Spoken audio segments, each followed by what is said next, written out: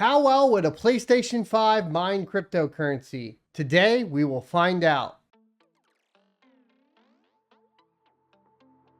Actually, not quite, as this is the BC-250 from ASRock, which is a modified PlayStation 5 APU that did not quite meet the binning specifications required by Sony for the PlayStation 5. This one came out of the ASRock 4U12G rackable 4U server case. It can be powered through a custom dual 8-pin power design unique to the 4U12G case, or a single 8-pin PCIe power adapter if you end up with a straggler from eBay. Due to the power design, this board will not fit in a standard ATX case, so if you were thinking that, think again. For testing, I utilized the Corsair RMX 1000 power supply on a 120 volt circuit by using a jumper on the 24-pin motherboard connector. The card features a passively cooled design, which outside of its intended server environment poses as a challenge to cool. For testing, I utilized a fan controller and two 140mm Noctua fans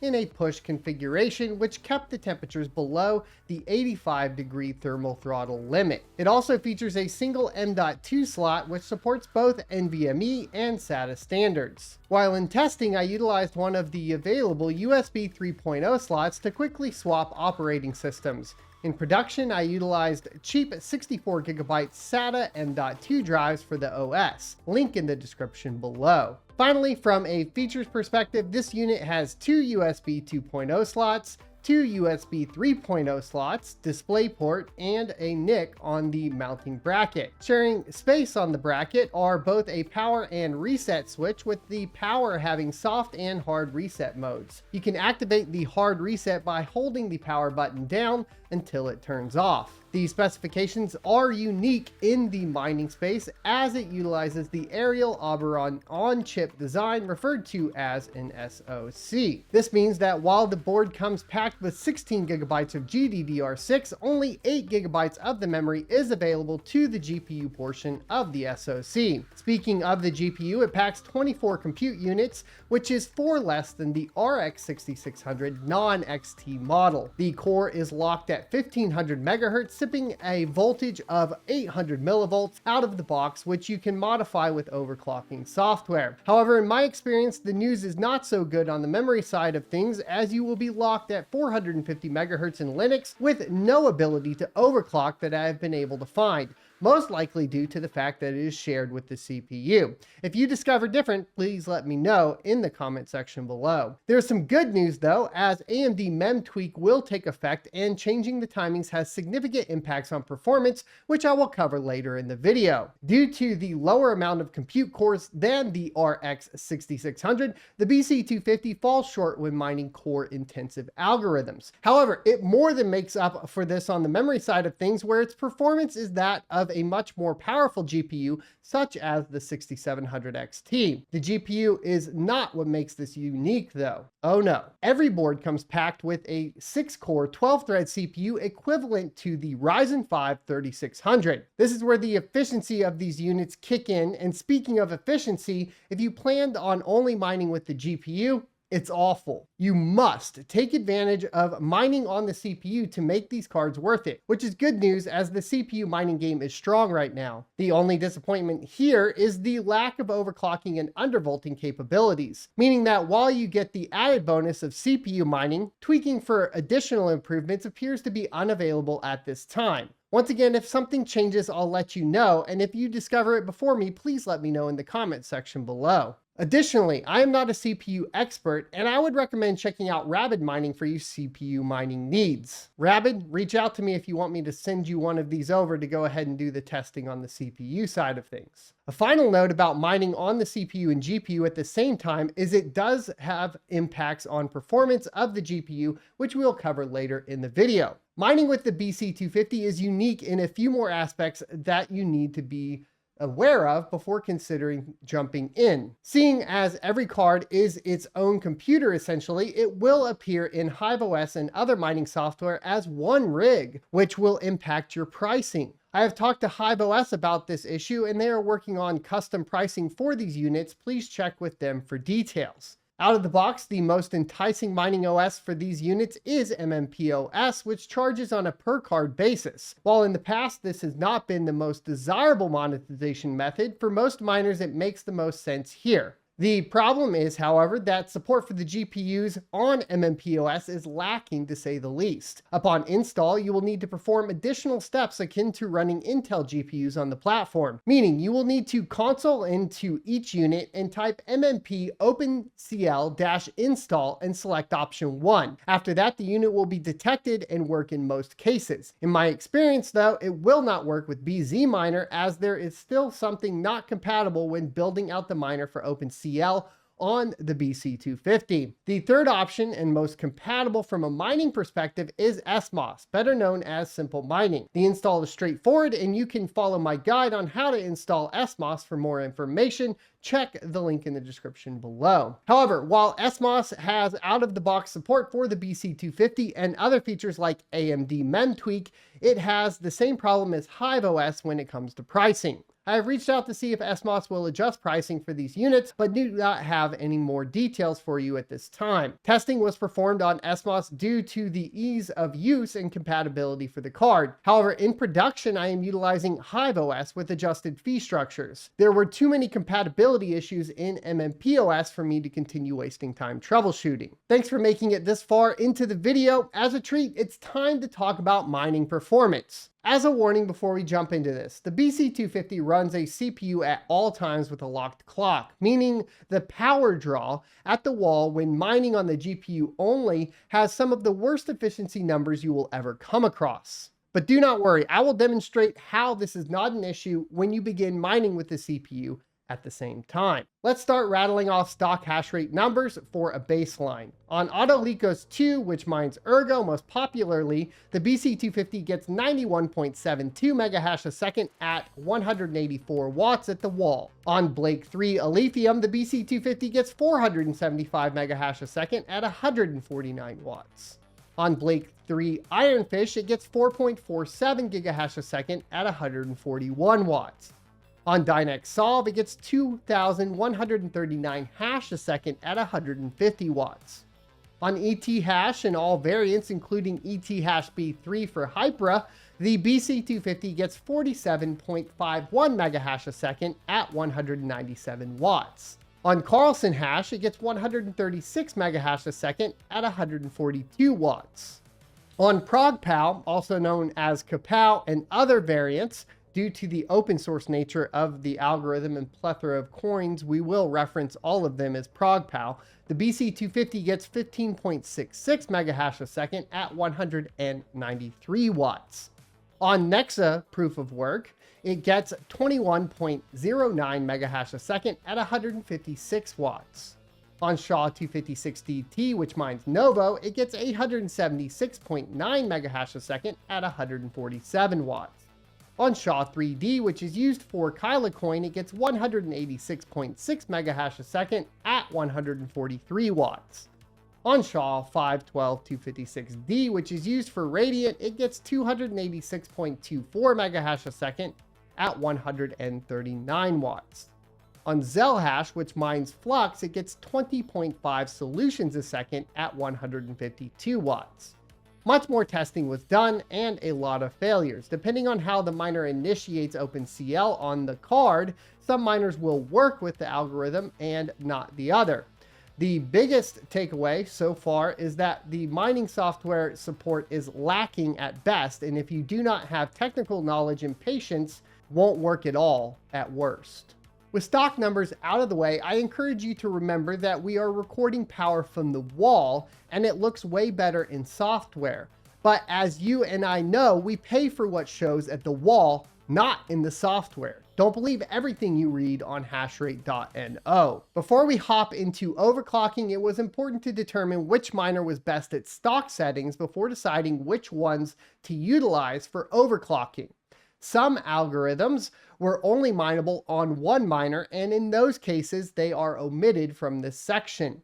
The results are in megahash per second per watt, with the full results of the best performing being used for the stock results previously. For Blake 3 Ironfish, 3 miners supported mining on the BC-250. Team Red Miner, LOL Miner, and BZ Miner, with Team Red Miner taking the lead at 0.031 gigahash a second per watt. For ETH B3, only 2 miners supported the BC-250, LOL Miner and BZ Miner, with LOL Miner taking the lead with 0.25 megahash a second per watt. For ETH hash and ETC hash, there were the most miners supported. Team Red Miner, LOL Miner, BZ Miner, and B Miner, G Miner, and Phoenix Miner, with Team Red Miner taking the narrow lead over the pack at 0.24 megahash a second per watt. Note here is to completely avoid G Miner and Phoenix Miner for these algorithms. For SHA 512-256D, 2 miners were supported, LOL Miner and BZ Miner, with LOL Miner taking the lead at 2 megahash a second per watt. For ZIL hash, 2 miners were supported, LOL Miner and G Miner, with LOL Miner taking a narrow lead at 0.13 solutions a second per watt. In the case of overclocking, comparisons will be using the winning miner at stock clocks. Let's talk about the first fun part that really opens these things up, which is parameters, overclocking, and mem tweaking. The first thing to note here is that some parameters need to be set in one miner and will apply over to other miners. For example, R mode in Team Red Miner will result in better ETH hash B3 mining in LOL Miner. Others will not. For example, ETH_config on LOL or TRM will not roll over to another miner. To start things off, let's talk about parameters in Team Red Miner, which have the most impact on memory-intensive algorithms such as ETH hash and AutoLeakos. Team Red Miner will halt on start without the additional parameter for SDMA off. These parameters can be found on the TRM GitHub or in my BC-250 written guide on locals at sonofatech.locals.com. Additionally, Team Red Miner will give the best performance in all cases where it supports the algorithm for it. Other important parameters for Team Red Miner include kernel mode R, ETH_config XB, and prog_config A. The only other miner that you should consider for additional parameters for is LOL Miner with the parameter mode A. Given the design of the BC-250, going for max performance ends up being more efficient than efficiency mode B. Now that we have covered parameters, let's knock out AMD mem tweak. The easiest way to apply this is in the advanced overclocking section of SimpleMining. HiveOS will not populate AMD mem tweak under the overclock settings for the BC-250, unfortunately, and I did not try with MMPOS as the card was not working well in that OS. Other options, of course, is to manually implement it in HiveOS by downloading and installing it from the AMD mem tweak GitHub. All latency timings will be listed on the BC-250 written guide on locals at sonofatech.locals.com and were applied to all memory intensive algorithms for significant improvements in hash rate. Finally, let's discuss overclocks. There are essentially 3 sets of overclocks used. The overclock setting will be in the charts provided. The first overclock is for memory intensive algorithms such as ETH hash. In this case, the core voltage is set to 701 millivolts with the core clock at 1300 megahertz. Memory stays at 450 megahertz for reasons stated previously. The second overclock is for core intensive algorithms such as Alephium. In this case, the core voltage is lowered still to 780 millivolts and the core clock is set at 1800 megahertz. In this case, mileage will vary depending on your cooling situation and silicon lottery. Some of my cards won't go above 1600 and others will do 1700 but not 1800. 1800 megahertz is the best case scenario and was achieved with the 2 140mm Noctua fans on the test bench. The final overclock is for ProgPow algorithms where there was just not too much we could do because of the heat generated by the algorithm. Here the voltage stayed at 780, but it was impossible to go above 1550 megahertz on the core without restarts due to thermal throttling and just other issues in the wind. With overclocks out of the way, let's talk about the performance increases on each algorithm. For Autolicos, which is a memory-intensive algorithm, the BC-250 went from 0.49 megahash a second per watt to 0.57 megahash a second per watt, netting 15% increase in efficiency. This includes parameters and mem tweak settings. For Blake 3 Lithium, which is a core-intensive algorithm, the BC-250 went from 3.1 megahash a second per watt to 3.8 megahash a second per watt, netting a 21% increase in efficiency. No additional parameters were needed. For Blake 3 Ironfish, which is another core-intensive algorithm, the BC-250 went from 0.031 gigahash a second per watt to 0.037 gigahash per second per watt, netting a 19% increase in efficiency. No additional parameters were needed. For Dynex Solve, which is a memory-intensive algorithm that still benefits from core, the BC-250 went from 14.3 hash a second per watt to 15.5 hash a second per watt, netting an 8% increase in efficiency. AMD mem tweak settings were applied in this case. For ET hash, ETC hash, and ET hash B3, which are all memory-intensive algorithms, the BC-250 went from 0.24 megahash a second per watt to 0.3 megahash a second per watt, netting a 23% increase in efficiency. ETH_config XB, SDMA off, running as root, kernel mode R, and AMD mem tweak settings were all used in addition to the overclock. For Kapow, which utilizes both memory and core, the BC-250 went from 0.081 megahash a second per watt to 0.89 megahash a second per watt, netting a 10% increase in efficiency. Prog_config A, kernel mode R, running as root, and AMD mem tweak settings were all applied. However, after many attempts, there was no way to obtain the advertised 20 megahash a second on these cards. Please let me know in the comments if you find a valid solution. For Nexa, which utilizes primarily core with a little memory, the BC-250 went from 0.13 megahash a second per watt to 0.16 megahash a second per watt, netting an 18% improvement in efficiency. No parameters were set. AMD mem tweak settings were applied. For SHA-256DT, which is a core-intensive algorithm, the BC-250 went from 5.96 megahash a second per watt to 7.13 megahash a second per watt, netting a 19% increase in efficiency. No parameters were set. For SHA-3D, which is a core-intensive algorithm, the BC-250 went from 1.3 megahash a second per watt to 1.73 megahash a second per watt, netting a 33% improvement in efficiency. No additional parameters were set. For ZIL hash, which utilizes core and memory, the BC-250 went from 2.05 solutions a second per watt to 2.45 solutions a second per watt, netting a 19% increase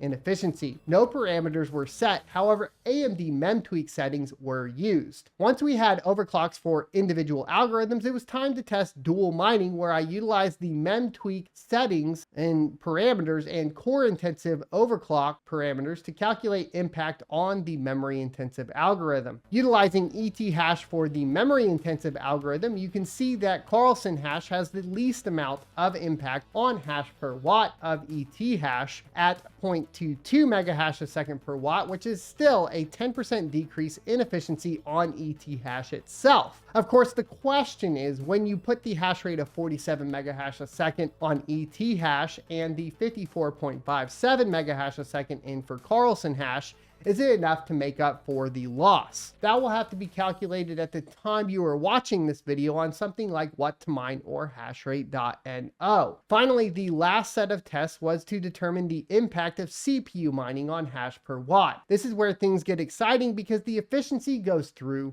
the roof. This is a bit difficult as software power readings had to be used due to the board not being capable of splitting power physically. To calculate this, the percentages of the software readings were used and then applied to the wall power. For example, if the CPU showed 50 watts and the GPU showed 100 watts, but the wall showed 200 watts, 33% of the remaining 50 watt discrepancy was added to the CPU, and 66% of the remaining was added to the GPU. While all algorithms net a significant increase in hash per watt, Ghostwriter nets the most on ET hash algorithms with 0.6 megahash a second per watt once calculated. This nets an incredible 100% gain in efficiency on ET hash, making it one of the most efficient GPUs to mine memory-intensive algorithms with. Do not assume the CPU will make you a bunch of extra income though. Its performance is finicky and that of about a 3600 at best. During mining with the GPU, which is the only test scenario that makes sense, I ran the top 4 CPU algorithms currently profitable as seen on hashrate.no. In YesPower, which is used for Vish AI and currently one of the hottest CPU mineable coins out there, the BC-250 nets 640.3 hash a second at 88.3 watts, resulting in 7.25